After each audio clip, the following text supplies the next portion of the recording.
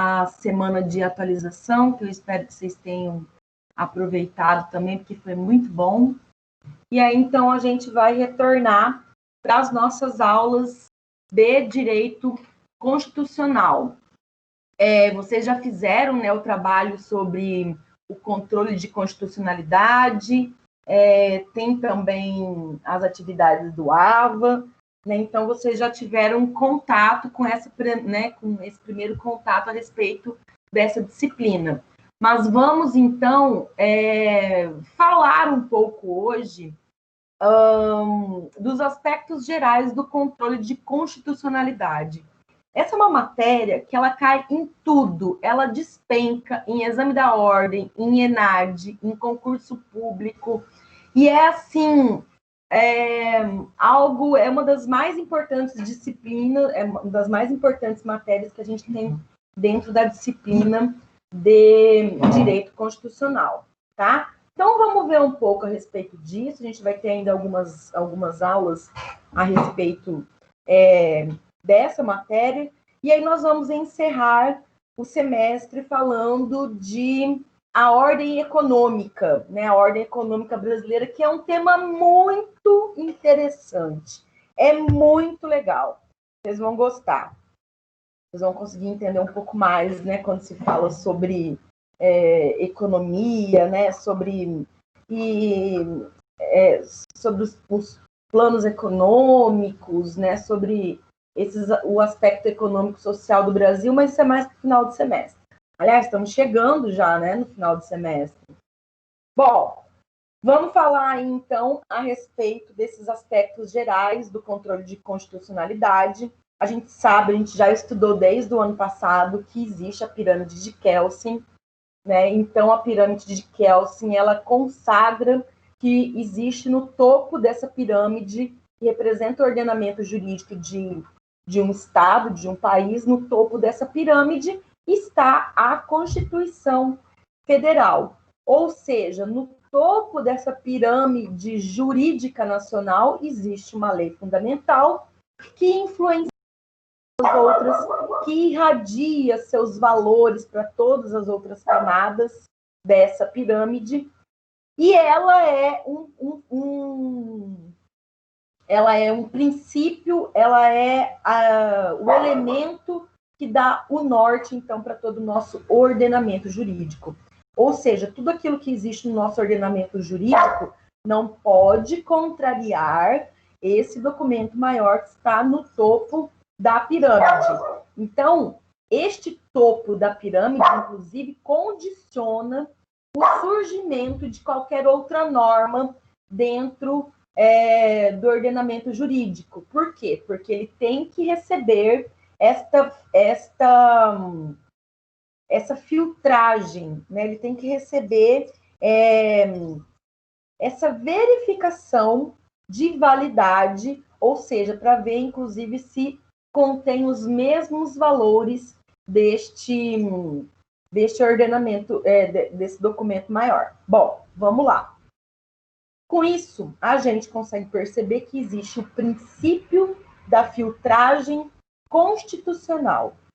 Princípio da filtragem constitucional. O que isso significa? Exatamente isso que eu falei até agora. A Constituição, ela força uma filtragem de todos os outros itens, de todos os outros elementos do ordenamento jurídico. Para que eles tenham validade, para que eles possam, inclusive, existir no ordenamento jurídico, deve haver compatibilidade com a Constituição. E aí isso vai forçar, inclusive, o intérprete, né, a analisar cada lei sob a lente, então, do espírito, do prisma constitucional. Esse é o princípio da filtragem constitucional. De nada, né, adianta lá uma lei passar por todas as etapas de elaboração, por todas as formalidades de elaboração e cumprir todas as etapas certinho, se o conteúdo dela, se a matéria dela contraria, então, a Constituição. Bom, então a gente entendeu que nada pode contrariar a Constituição. Mas também nada adiantaria a existência dessa premissa, né, dessa obrigatoriedade de filtragem, se não houvesse, então, meios concretos que promovessem efetivamente essa imposição. Ou seja, deve haver meios concretos de efetivamente impor os valores constitucionais que são traçados por esse documento, são traçados pela Constituição Federal. De nada vale dizer que tudo tem que passar pela filtragem da Constituição, se não tem como, então, fazer uma verificação desses valores. Então, a Constituição, ela não apenas traçou um modelo ideal e abstrato, e intangível, e incontrolável de ações concretas, mas ela também traçou mecanismos que são factíveis, que são verificáveis, para fazer valer a supremacia da nova cultura, né, dessa cultura jurídica e dessa jurídica e axiológica. O que é axiológica? Que contém todos esses valores. Então, a própria Constituição, ela prevê esses mecanismos de verificação de constitucionalidade, tá? Então, o que é esse controle de constitucionalidade? Que é esta verificação sobre a qual nós estamos falando. Quem está querendo entrar? Sobre a qual nós estamos falando, tá? Então, o controle de constitucionalidade é a análise da compatibilidade vertical entre as normas. Vertical por quê? Só você lembrar da pirâmide, tá? Então, é essa análise de compatibilidade vertical entre as normas, com o objetivo de afastar determinada norma hierarquicamente inferior que agrida o texto constitucional, tá? Então, quando a gente fala dessa compatibilidade vertical, nós estamos falando principalmente desse posicionamento que as normas têm uma com relação à outra e todas com relação à Constituição Federal, tá? Então, isso é o controle de constitucionalidade, a análise da compatibilidade vertical entre as normas com o fim de afastar determinada norma hierarquicamente inferior que confronte, que colida com o texto constitucional. Certo? Então, o que para que serve, né, esse controle de constitucionalidade? Esse controle de constitucionalidade, então, é um conjunto de atos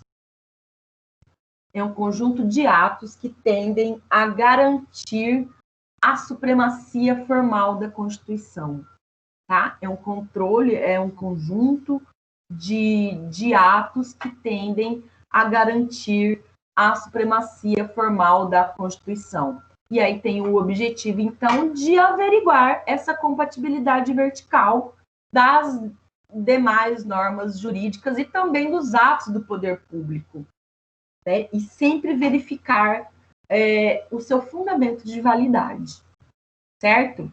Então, se uma lei ela é elaborada desrespeitando os mandamentos constitucionais, ela tem que ser eliminada do ordenamento jurídico. Por quê? Porque, apesar, como eu falei, dela ter sido feita, seguir todos os procedimentos de elaboração, o conteúdo dela, vamos colocar assim, é podre, certo? Então, o conteúdo dela é inválido. Por quê? Porque ele confronta a Constituição Federal. E é por conta disso, então, que os órgãos estatais, eles se valem desse controle de constitucionalidade. Ok? Esses são os conceitos básicos, fundamentais desse controle de constitucionalidade. Quando a gente fala desse controle, nós vemos que existem também os pressupostos, tá? Quais são, então, os pressupostos do controle de constitucionalidade? A rigidez constitucional e a sua supremacia formal. Tá? A gente vai ver, então, a respeito um pouco desses dois pressupostos. A rigidez constitucional e a supremacia formal.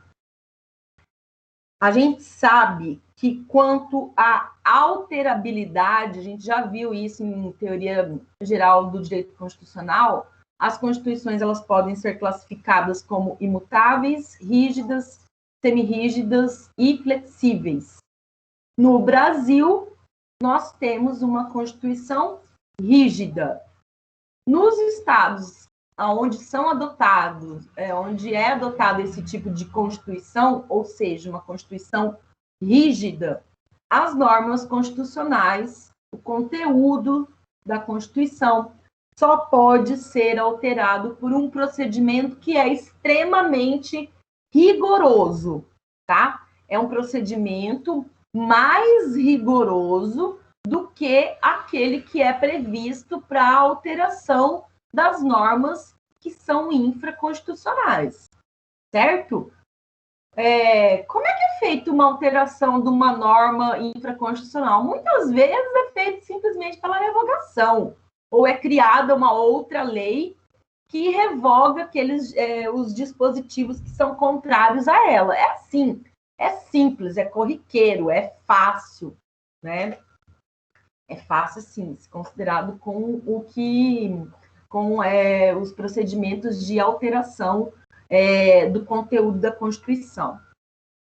E aí, nesse modelo, então, segundo esse escalonamento normativo que foi proposto pelo Kelsen, né, pela pirâmide dele, a Constituição está no topo, ela serve de fundamento de validade para toda a produção normativa.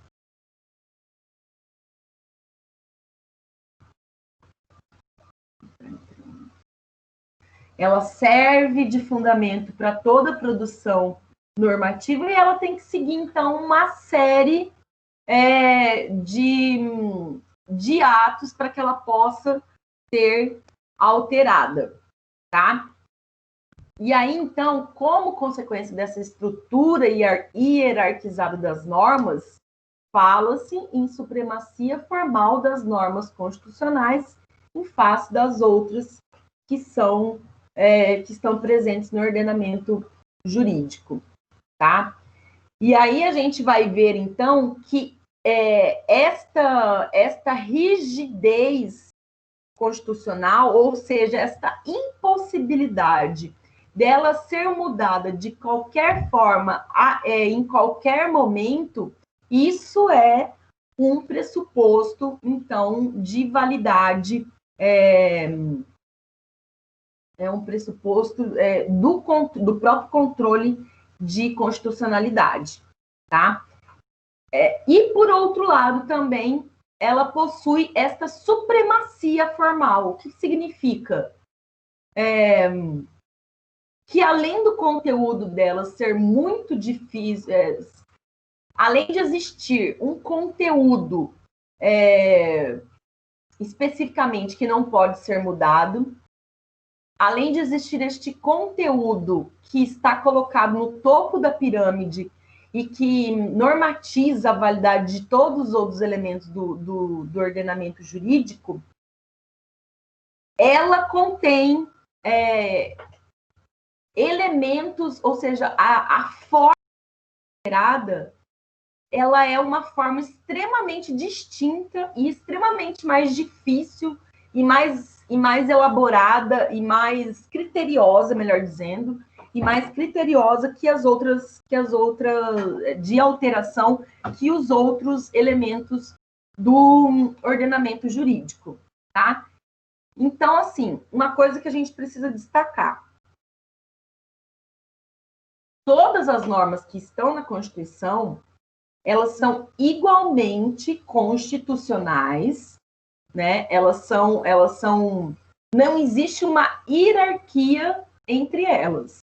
Todas as normas constitucionais têm a mesma importância, têm a mesma validade, têm não existe um grau de hierarquia entre elas no que diz respeito ao seu conteúdo, tá? Então, não existe uma norma constitucional que está acima das outras. Quando a gente fala a respeito, por exemplo, do princípio da dignidade humana, ele é tão importante, embora tudo vá convergir nesse princípio, ou deveria, ele é tão importante quanto é, por exemplo,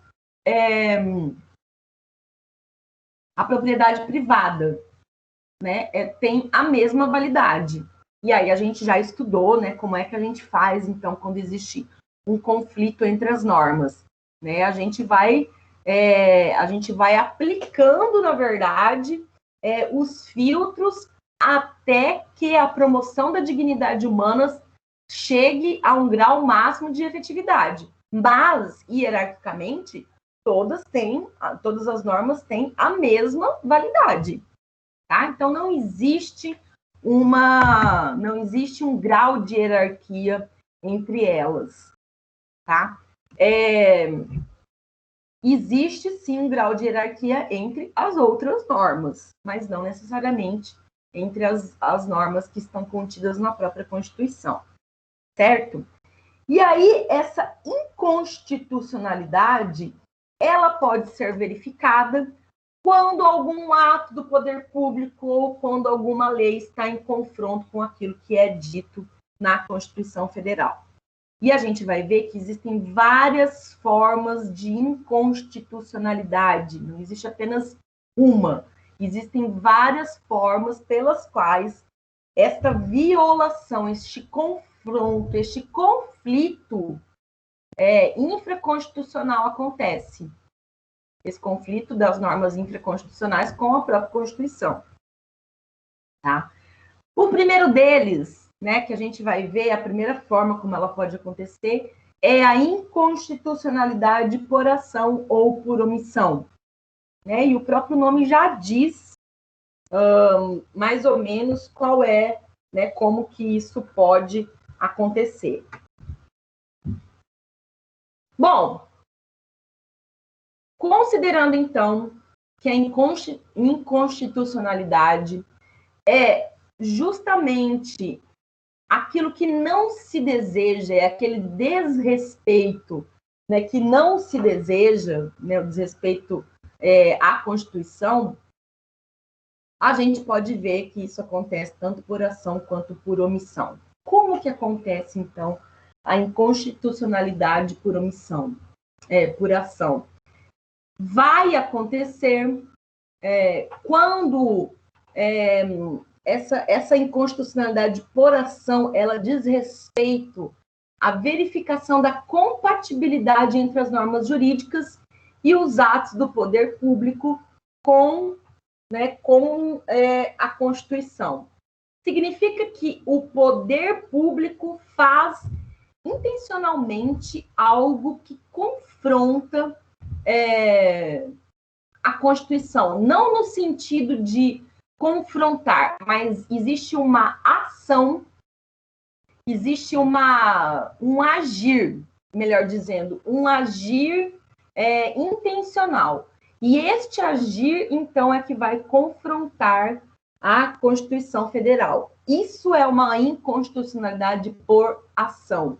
Isso fica mais claro quando a gente vê inconstitucionalidade por omissão, né? Que é o contrário desse primeiro elemento que eu falei. Por quê? Porque ela decorre de um não fazer do Estado. Esse não fazer do Estado é que vai ofender uma determinação constitucional, tá?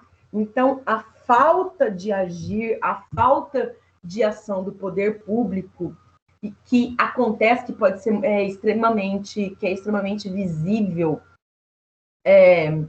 quando existe uma omissão legal ou quando deveria existir uma lei e não existe, aí isso então fica bastante visível. Então, decorre de um não fazer do Estado que ofende a Constituição.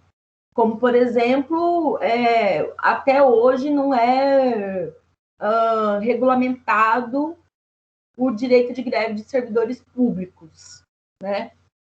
Existe uma inércia nesse sentido, né? Existe um posicionamento do STF com relação a isso, e esse posicionamento que vai, né, que está dirigindo todos os procederes, né, no que diz respeito à greve de servidores públicos civis, né, civis. Então, essa omissão é uma omissão constitucional, né, e não existe essa regulamentação, e o poder público já deveria ter feito isso, mas não fez. Então, isso é uma inconstitucionalidade por omissão. A aferição dessa inconstitucionalidade por omissão, ela pode acontecer de duas formas. Ela pode se dar por via concentrada, e aí a gente vai ver mais, né, com relação a isso, mas vocês já leram a respeito disso também. Ela acontece por via concentrada, por meio de uma ação direta de inconstitucionalidade por omissão, ou pela via difusa. A via difusa é a aplicação daquele remédio constitucional que a gente já estudou, que é o mandado de injunção, tá? Quando essa omissão, né, inconstitucional ela acontece, ela pode ser total ou parcial. Total é quando existe uma ausência completa da norma regulamentadora do direito constitucionalmente previsto, certo? Quando não existe nada dizendo a respeito daquilo ali. Mas pode ser que exista, só que é deficiente, só que é insuficiente. E aí, então, vai ser uma omissão parcial, tá?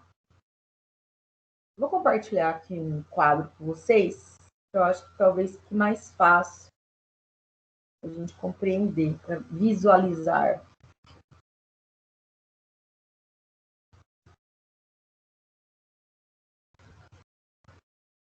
Eu vou, né? Eu consegui compartilhar, claro. Não quer dizer que vai acontecer. Achei.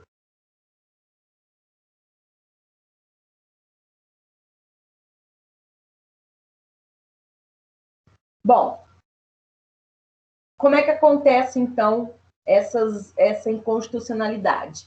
A inconstitucionalidade é essa ofensa à Constituição, que pode acontecer por ação ou por omissão. Por ação é um fazer inconstitucional, e por omissão, então, é uma inércia ofensiva à Constituição. Somente possível quando a Constituição exige um fazer. E aí pode ser total ou parcial. Ou seja, existe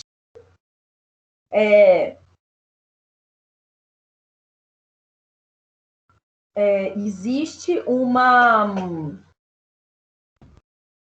Quando a gente vê lá na Constituição dizendo assim, isso aqui será regulamentado por lei. Quando diz que vai ser regulamentado por lei, então existe uma obrigação de fazer, certo? E essa obrigação de fazer, ela não foi cumprida. Então, somente vai existir essa inconstitucionalidade por omissão quando a Constituição exige um fazer. E aí, então, vai ser total ou parcial, tá? Isso essas são as espécies, né, de... Cadê? Meu Deus, como é que volta? Voltei. As espécies de inconstitucionalidade. Mas pode haver também a inconstitucionalidade material e formal. Quando que vai acontecer a inconstitucionalidade material? Vai acontecer quando o vício, quando o problema está no conteúdo da norma, ou seja, está na matéria, tá? Por isso que é uma inconstitucionalidade material. Por quê? Porque é a matéria que está em desacordo com a Constituição. A inconstitucionalidade formal vai acontecer quando o vício está no processo legislativo. Ou seja, a forma como esta lei foi feita não está correta. Confronta aquilo que está previsto na Constituição. Essa inconstitucionalidade formal, ela pode ser subjetiva ou objetiva. Se ela for subjetiva, significa, então, que o vício está no início, está na iniciativa para a propositura do projeto de lei, tá? Quando ela for objetiva, significa que o vício estará, então, nas outras fases do processo legislativo. Vamos ver melhor isso. Tá? Pense o seguinte, o artigo 61, parágrafo 1º, determina, então, que as matérias que estão previstas ali são de iniciativa privativa, né, exclusiva do presidente da República. Mas aí vem um parlamentar federal, por exemplo, e apresenta um projeto de lei sobre aquelas matérias.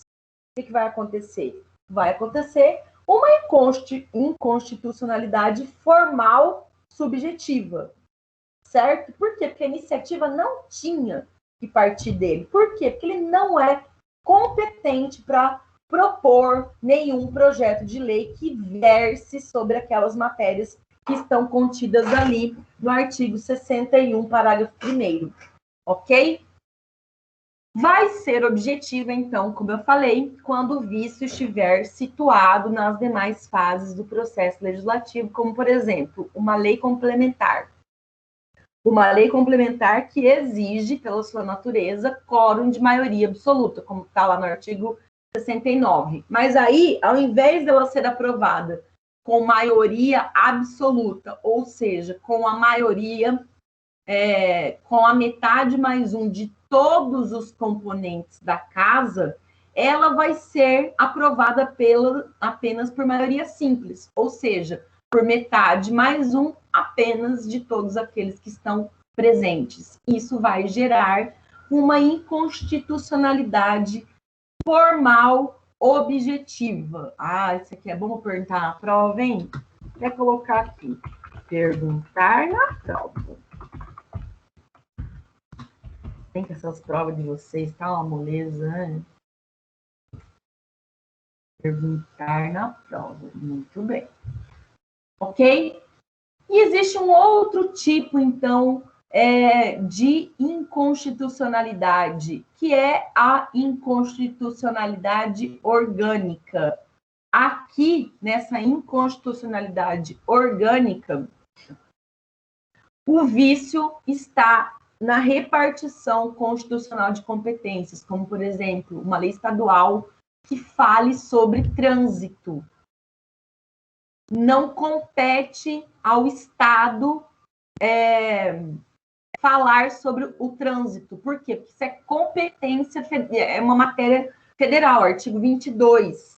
Tá? Ou seja, legislar sobre o trânsito é competência federal, é matéria federal.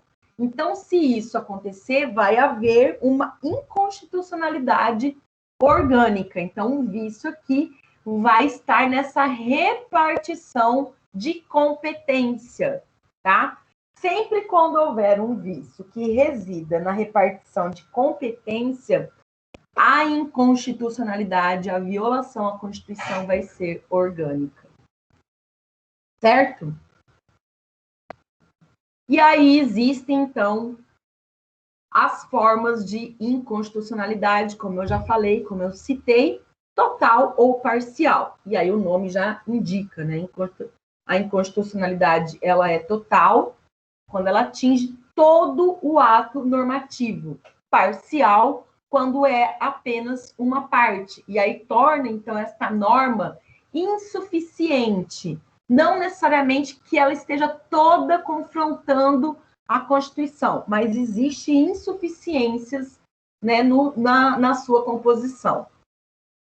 A declaração de inconstitucionalidade parcial pelo Poder Judiciário pode ser aplicada sobre uma fração do artigo, pode ser aplicado sobre um parágrafo, sobre um inciso, sobre uma linha, sobre um pedaço apenas da norma, ok? Pode ser aplicado até mesmo sobre uma única palavra,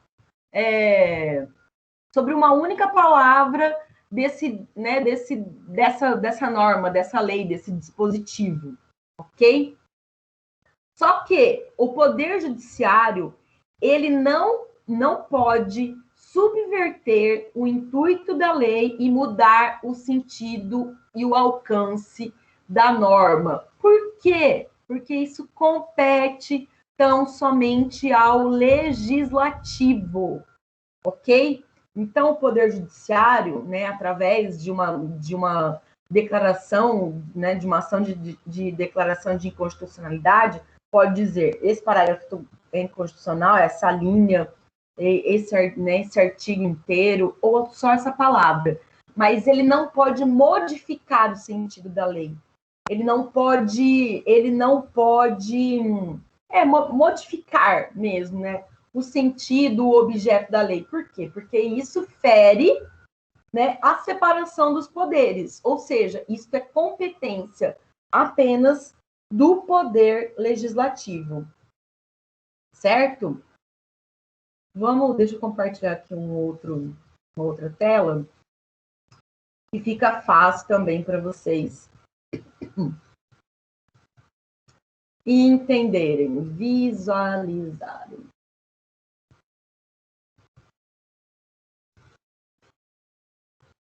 Ainda sobre as espécies de inconstitucionalidade, temos a material, que também é chamado de nomoestática, que apresenta um conflito de conteúdo. E aí aqui é muito fácil. Matéria, conteúdo, material. Muito fácil de guardar.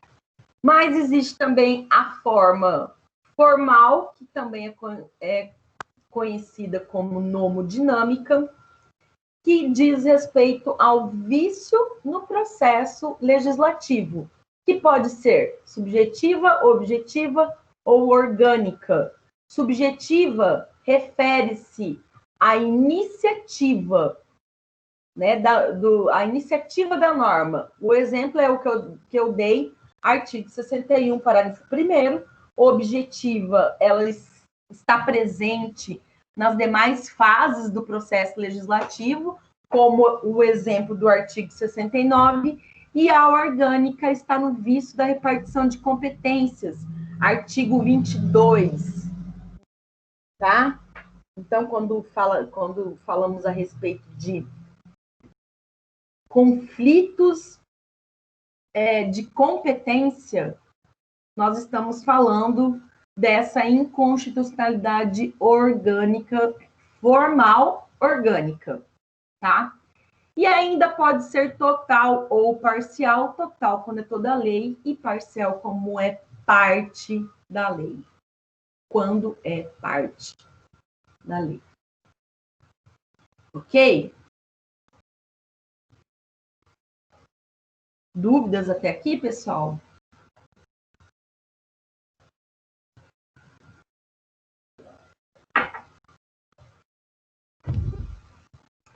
Sem dúvidas, vamos prosseguir. Tranquilo, professora. Bora nessa. Então, tá bom. Bom, existem, então, diversos mecanismos para a gente verificar, né? Diversos mecanismos, tipo sistemas de análise de compatibilidade, né, dessa compatibilidade vertical, e todos eles estão, então, dispostos na própria Constituição Federal. Existem várias nomenclaturas na doutrina, mas vamos colocar aquelas que são as principais, tá? E, obviamente, aquelas que eu vou pedir em prova, ok? Primeiro, existe o controle nas constituições rígidas e escritas. O controle de constitucionalidade, ele é possível quando há esta rigidez constitucional. Lembra que eu falei que era um pressuposto? Então, esse controle de constitucionalidade vai acontecer quando existe essa rigidez constitucional, que é no caso da nossa Constituição, quando há essa supremacia da Constituição, até porque isso pressupõe uma distinção hierárquica entre a Constituição e as demais normas do ordenamento jurídico.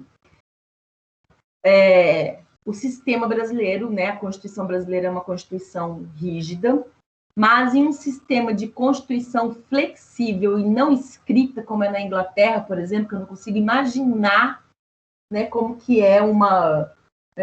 uma Constituição pode ser não escrita, tem que ter na minha opinião, tem que ter um patamar de civilidade muito grande, né, que isso dizer que jamais vai ser alcançado no Brasil, mas vamos lá. Então, quando existe esse sistema de Constituição flexível e não escrita, é difícil e às vezes até impossível falar nesse controle de constitucionalidade dessa forma como a gente está vendo, porque não há propriamente um documento que sintetiza esses valores, né? E a gente não pode esquecer que a Constituição Federal, na verdade, representa os valores do povo, certo? Então, esses valores, eles não estão representados graficamente, eles não estão representados de forma escrita, então fica até mesmo difícil ou até impossível fazer uma verificação de constitucionalidade nesse caso, onde a Constituição ela é flexível e não escrita, tá?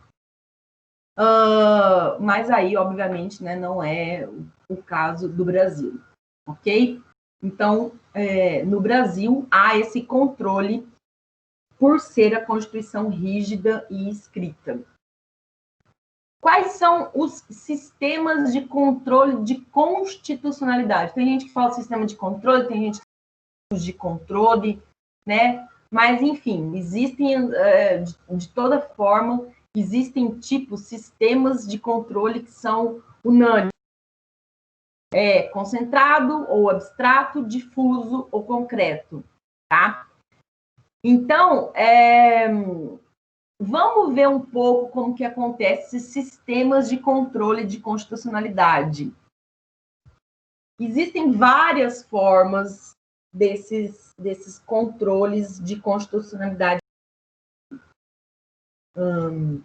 Primeiro, o político. É um controle que é feito, controle político, ele é feito pelo próprio emissor da lei, isso é feito pelo poder legislativo ou, né, por um órgão que é criado especificamente para isso, né? Mas no caso é pelo poder legislativo. Isso se chama controle político, ok? O controle jurisdicional é uma função típica do controle de constitucionalidade que pertence ao judiciário, ok? Então, esse controle de constitucionalidade pertence ao judiciário e é chamado de controle jurisdicional. Existe o controle misto, aonde parte da Constituição é controlada politicamente e outra é controlada, e a outra parte, então, é controlada judicialmente. Tá? Lembrando que no Brasil o controle é jurisdicional. Existe ainda um outro sistema, que é o político-jurídico, como é o caso da Suíça, por exemplo. Porque lá essa constitucionalidade das leis federais é feita pela Assembleia Nacional, que é um órgão político, mas o exame de compatibilidade constitucional das leis é realizado, então, judicialmente. Tá? Mas não é o caso do Brasil. Bom, quando a gente fala em tipos de controle, então existe várias categorias, né, assim, no mundo, porque esse controle constitucional, obviamente, é feito em todos os países onde existe uma Constituição Federal. Então, quando a gente vai falar sobre os vários tipos de controles de constitucionalidade que a gente vê pelo mundo, existe por ação ou por omissão, total ou parcial, originário ou superveniente, direto, indireto ou derivado, preventivo ou repressivo, tá? Vamos ver como é que funciona esse controle por ação. Quando há esse controle por ação, acontece quando há uma ação do poder público, uma conduta positiva contra um preceito constitucional, que é verificado, então, geralmente, pela edição de normas. É aquilo que eu já falei. O poder público, ele tem uma conduta, e esta conduta vai ferir, então, os princípios constitucionais, vai ferir a própria Constituição. Existe o controle por omissão, nesse caso, então, há uma conduta omissiva contra um preceito constitucional. Ou seja, não existe o ato legislativo que a Constituição diz que deveria ter sido praticado, como eu já falei para vocês. O controle formal é quando o ato normativo foi editado por meio de um processo diferente daquele que é previsto constitucionalmente, tá? Já falei. O controle material é quando o ato normativo foi editado em confronto com o conteúdo do preceito fundamental, ou seja, atinge a norma constitucional de fundo, substancial, tá? E aí o controle ele pode ser total quando é todo o ato e ele pode ser parcial quando é apenas uma parte. O controle originário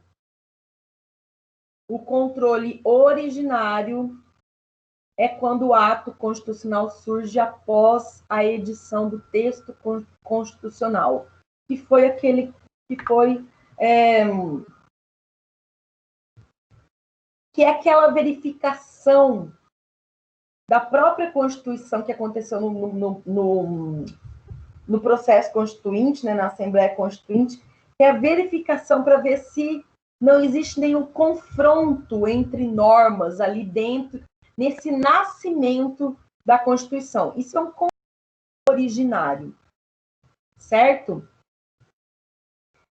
Existe também o controle superveniente. O ato constitucional já existia quando o texto constitucional ele foi editado. No Brasil não é aceito esse controle porque as normas anteriores à Constituição ou elas foram revogadas ou elas foram recepcionadas, tá? O que significa? Significa que todas aquelas normas anteriores à Constituição, elas passaram pelo crivo da Constituição. Ou elas foram revogadas, porque, obviamente, elas confrontavam com a Constituição que estava nascendo, ou elas foram recepcionadas. O que isso significa? Significa que não havia nenhum confronto com aquela Constituição que estava nascendo. Isso é a recepção, ok? Em Portugal, desculpa, em Portugal, sim, aceita essa inconstitucionalidade superveniente, né? Mas no Brasil não. No Brasil, já na produção da Constituição Federal, já ficou estabelecido ali o que era, o que não era recebido pela própria Constituição. Então, isso não, né? Enfim, esse controle superveniente, ele não pertence ao Brasil. O controle direto ou antecedente é quando o ato inconstitucional confronta-se direta e imediatamente com o preceito constitucional. É ali um conflito, um confronto direto, né? É um choque frontal. O controle direto, não. O controle indireto, ele também é conhecido como reflexo.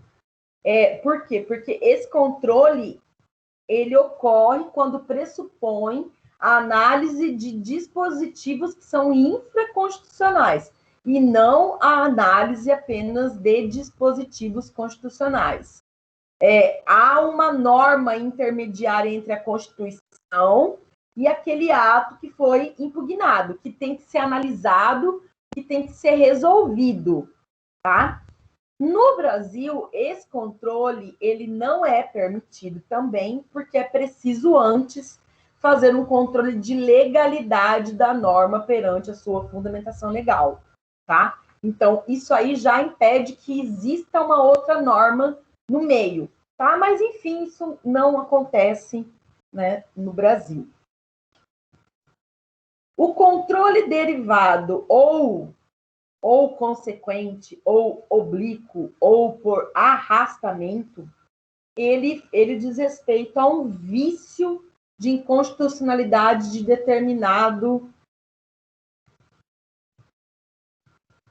o vício de inconstitucionalidade de determinado ato deriva da inconstitucionalidade declarada do ato que lhe serviu de fundamento, ou seja, a inconstitucionalidade de uma lei leva à invalidade do decreto que a regulamentou. Então, existe lá a fabricação da lei, e aí vai vir um decreto para regulamentar essa lei. Tá? Então, o vício dessa inconstitucionalidade, ele está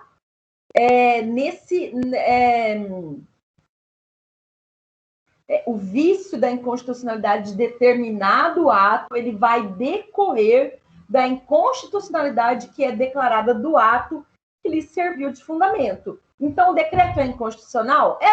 Por quê? Porque a própria lei que regulamenta... a lei é inconstitucional?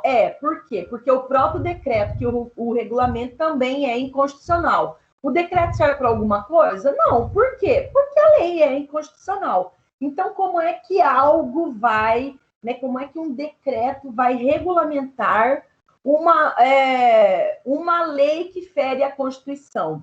Então, nem a lei que fere a Constituição tem valor e nem o decreto que a regulamento também tem valor. Ok? Acho que enrolei demais, mas, né, enfim, nem a lei, nem o decreto, então, são válidos.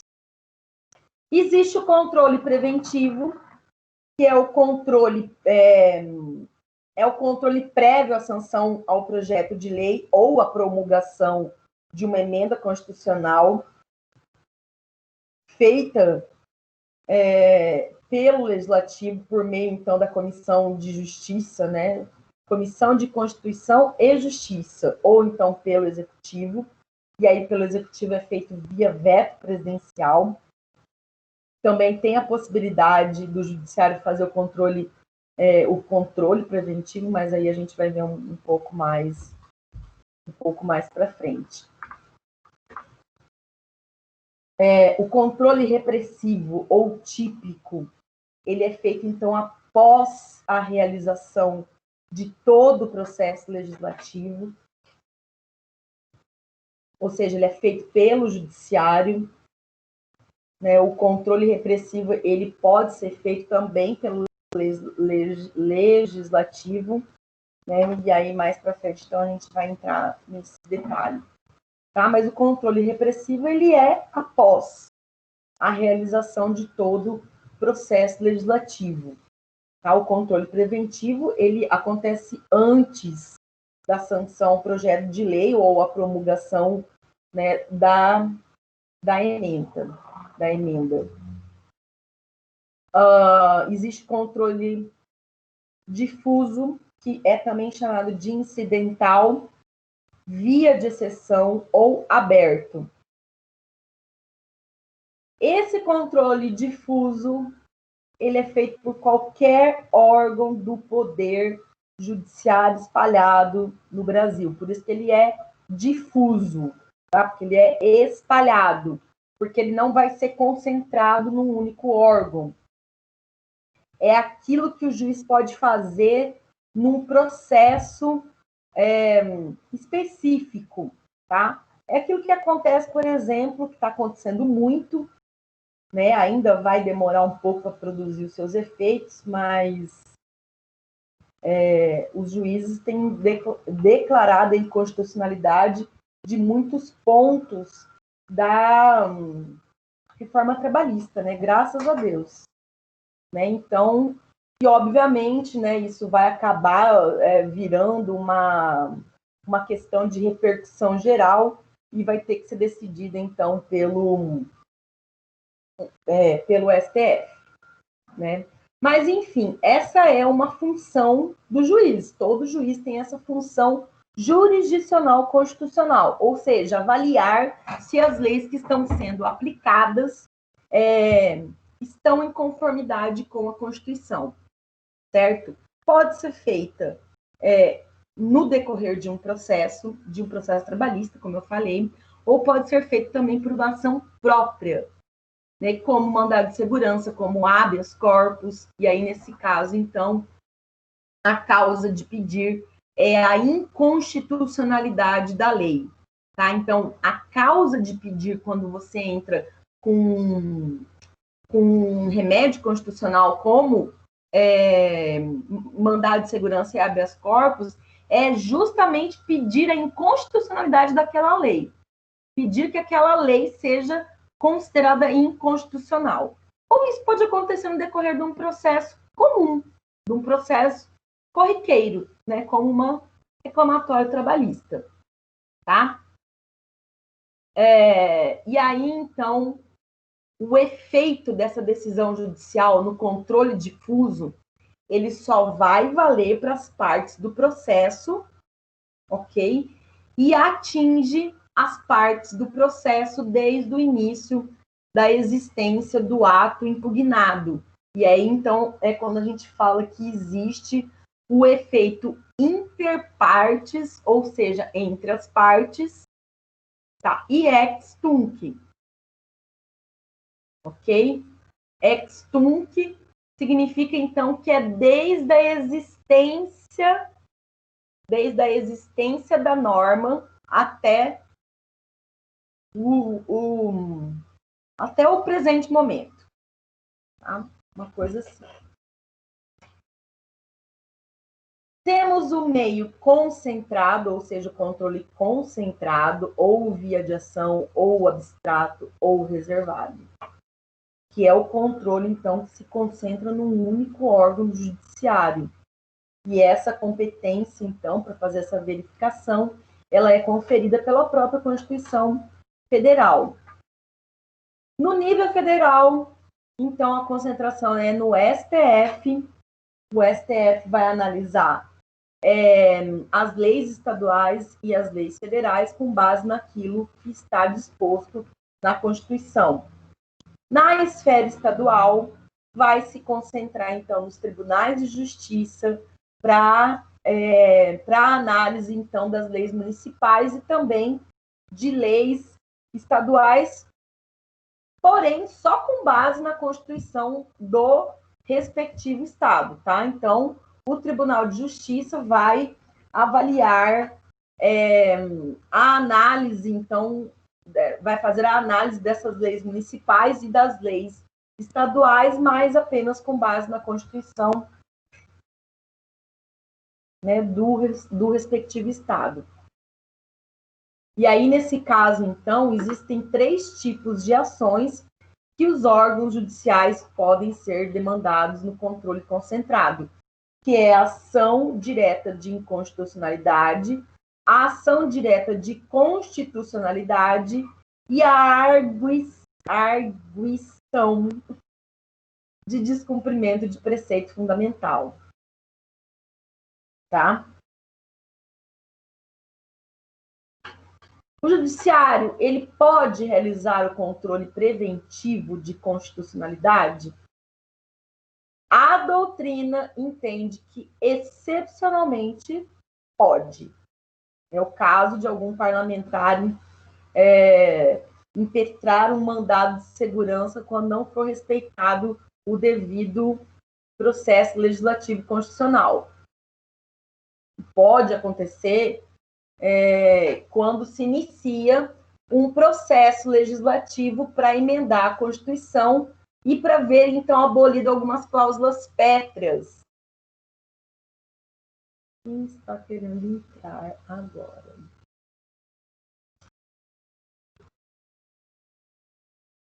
Tá? Então, pode acontecer, em especial, quando se inicia um processo legislativo para emendar a Constituição e para abolir, então, algumas cláusulas pétreas. Né? E aí é o caso, então, de se analisar o mérito do projeto. E quando também não há seguimento às normas procedimentais que estão previstas na Constituição, e aí, então, nesse caso, vai ser analisada a formalização do andamento processual. E aí o judiciário, nesse caso, então, pode frear preventivamente o processo, porque ele pode dizer, olha, tá errado isso daí, tá? Né? Não tá certo, não. Deixa eu ver o que mais. Bom, hoje a gente ia falar só desses aspectos gerais. Deixa eu só passar alguns outros pontos. No Brasil, o controle repressivo ele é exclusivo do judiciário? O artigo 49, no inciso 5 da Constituição, fala que é de competência do Congresso Nacional sustar os atos normativos do Poder Executivo que extrapolem o poder regulamentar ou os limites de delegação legislativa, tá? Isso significa, bom, a doutrina, ela entende que essa competência do Congresso é uma forma de medir a compatibilidade da lei delegada com o texto constitucional. E aí, então, fazer uma espécie de controle de constitucionalidade antes de sustar esse ato. É uma coisa meio complicada, né? O STF, ele declarou que o Tribunal de Contas, no exercício das suas atribuições, pode apreciar a constitucionalidade das leis e dos atos do poder público. Anote, súmula 347, tá? E aí, como a gente sabe, então, como a gente já viu, o Tribunal de Contas, ele está vinculado ao poder legislativo. Por quê? Porque ele é um órgão auxiliar desse. Qualquer pessoa pode fazer o controle difuso de constitucionalidade? Não exatamente. Só a pessoa que tem interesse, tá? Ou seja, somente se a lei ferir algum direito ou provocar algum prejuízo jurídico a alguém. Certo? Só no que diz respeito... só se essa inconstitucionalidade diz respeito a mim. E aí, então, é que eu posso invocar essa inconstitucionalidade em minha defesa. Diz respeito a algo meu, diz respeito a uma relação jurídica que foi violada, ok? E aí, então, a inconstitucionalidade vai ser a causa de pedir. E o objeto vai ser essas consequências benéficas que essa inconstitucionalidade, tá, pode me trazer, né? Ou seja, essa lei aqui, ela me trouxe prejuízos, mas essa lei é inconstitucional. Então, o reconhecimento dessa inconstitucionalidade, quando acontecer, vai me beneficiar. É isso que eu tenho que provar, ok? Lembrando que, em casos perante o STF, é desnecessário a demonstração desse interesse. Por quê? Porque o próprio STF é um guardião da Constituição, tá? Então, a demonstração desse interesse é desnecessária naquelas ações que competem ao STF. E existe até quem diga, né, que a existência desse controle difuso de constitucionalidade, na verdade, é uma espécie de democracia direta. Interessante isso. Porque da mesma forma como acontece, por exemplo, com um plebiscito, né, ou então com o referendo e com a iniciativa popular, qualquer pessoa, então, interessada poderia interferir nessas decisões do poder público sem necessidade de representantes e sem necessidade de depender da iniciativa de outras partes que possam vir a ser legitimadas, né, como acontece no controle concentrado. E daí, no controle concentrado, apenas as pessoas legitimadas é que podem invocar essa inconstitucionalidade, tá? Então, não é qualquer pessoa que pode fazer esse controle, mas apenas aquela pessoa que foi prejudicada por uma omissão inconstitucional que pode, então, invocar, certo? Pessoal, alguma dúvida até aqui?